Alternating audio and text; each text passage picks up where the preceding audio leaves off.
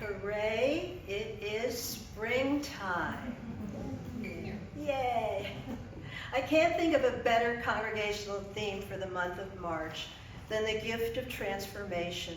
Not only is it an apt description for what happens every spring as we move from darkness to increasing light, but transformation is also a metaphor for what our beloved UUSM community is currently experiencing.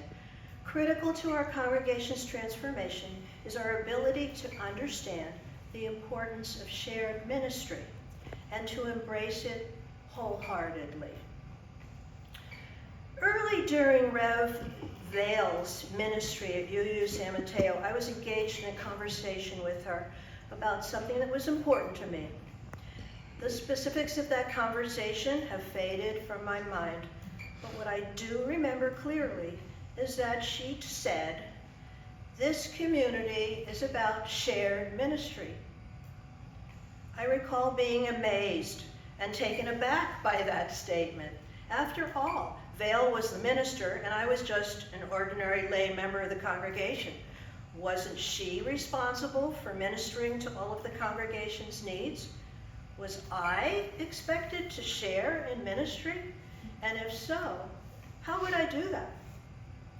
Fast forward nearly a quarter of a century later, and I recognize my understanding of shared ministry has been completely transformed. Today, I know full well that as members of this congregation, we belong to one another. Shared ministry means we all share in the responsibility of ministering to the needs of this congregation, each in our own way. Part of the confusion I experienced in my conversation with Reverend Vale undoubtedly came from applying the traditional meaning of the word minister.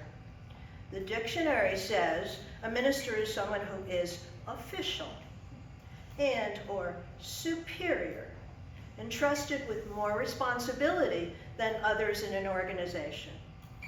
That definitely is the case in many religious denominations, such as Catholicism, wherein God delivers truth to the Pope, who speaks it to bishops and cardinals, then on to the priests, who deliver the message from on high to their parishioners. But things don't work that way in Unitarian Universalism.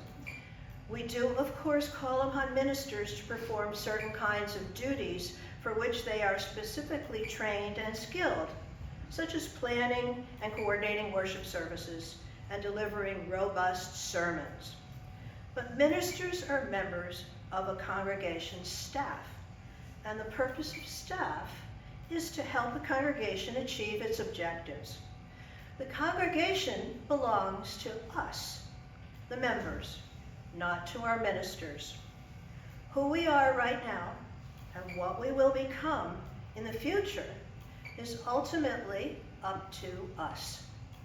As our mission states so clearly, we are working together to transform ourselves and the world. Our ministry becomes most transformative both to ourselves and the world when we share together in work and service. Through the years, my stepping forward into shared ministry has not only enabled me to make many contributions to UUSM, but also to transform myself, to grow and become a better, more effective and contributing human being. Bravely trusting things would be okay, I've taken on major responsibilities, such as serving on the Board of Trustees twice, most recently as Vice President. But some of my most satisfying experiences of shared ministry have come from engaging in less demanding and time-consuming ways, such as keeping my little Aging to Saging group going through the pandemic, and now watching it grow and thrive. Singing with others in the Sacred Song Circle to provide warmth and tender loving care to those who cannot attend worship, and creating lyric slides that make it easy for us to sing together. We share in the ministry of this congregation when we do even simple, short-term tasks that are so very much appreciated, such as decorating for and cleaning up after this month's auction party. Sign up today. Transformation is about change. The transformation of my shared ministry understanding happened in stages across an extended period of time. Our friends at the Soul Batters Sharing Circle remind us that transformation is far more subtle than we tend to believe. They warn us to not confuse it with fixing things or pursuing purity and perfection. They suggest that we create some space in our hearts for unexpected guests to arrive that can transform us. We don't want to miss those unexpected guests, Soul Matters suggests. Those seeds brought by the wind, those passing birds, are the partners that make transformation possible.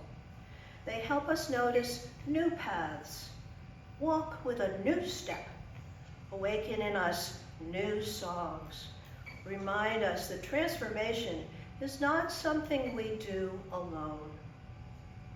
It doesn't have to be a long and lonely struggle, but instead can be more like learning a new dance with a friend. All we have to do is trust. Are you ready to create and experience transformation by participating in the shared ministry of this congregation? Well then, come. Let it be a dance we do. May I have this dance with you? Through the good times and the bad times too. Let it be a dance.